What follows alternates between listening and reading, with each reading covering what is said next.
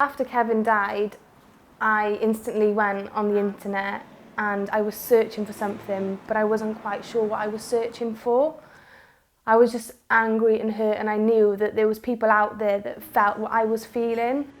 When I found the Anyone's Child website, I could just connect with the stories. There's an event happening tonight in the Guildhall.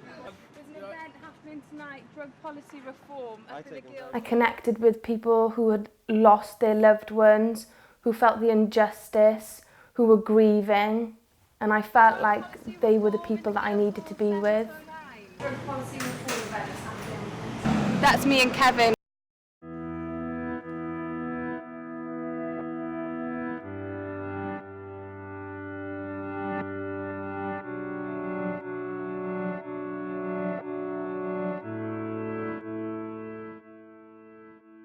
I found out that Kevin was using heroin about 6 weeks into our relationship.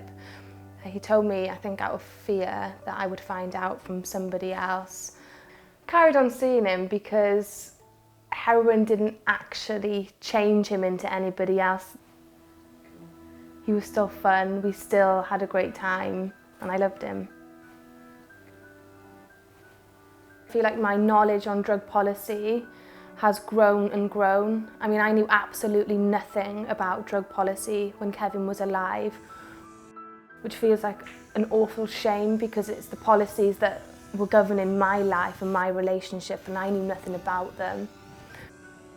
I feel that people really need to know, especially people who are in relationships with people suffering with addiction. They need to understand that this shame and stigma isn't theirs, it's from a failed war on drugs.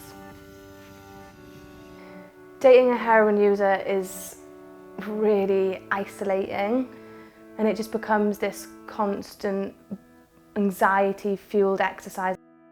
Kevin died injecting heroin in a locked toilet in Marks and Spencer's in Carmarthen. He had nowhere to go and use safely. He was ashamed of what he was doing. He obviously needed to use, but he had no safe place to go. I think if there was legal regulation of heroin, would definitely save more lives. It would have saved Kevin because, for one, maybe the supply that he had got would have been safe. And if there was heroin-assisted treatment, then he would be able to have a measured dose and be able to have the support that he needed.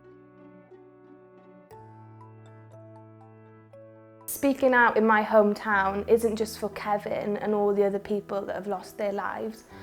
I feel like it's for me because I feel like it's going to be really letting go of the shame and the stigma that I had to carry throughout my relationship. Me and Pat, Kevin's mum, have a really strong connection now. I think the campaigning has pulled us closer together. I really do think that Kevin would be proud of what me and his mum are doing.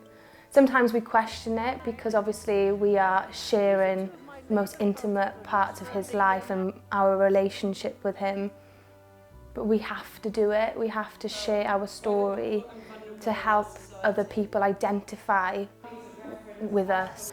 We are both really dedicated to making sure that things change.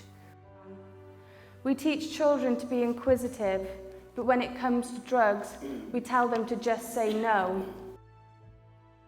Deaths from drug poisonings are now greater than deaths from suicide, 3 times higher than road traffic accidents. Kevin's death was only one of the 4,359 drug poisonings in England and Wales that year. What is not recorded is that behind each statistic are parents, siblings, children and friends whose lives will never be the same again.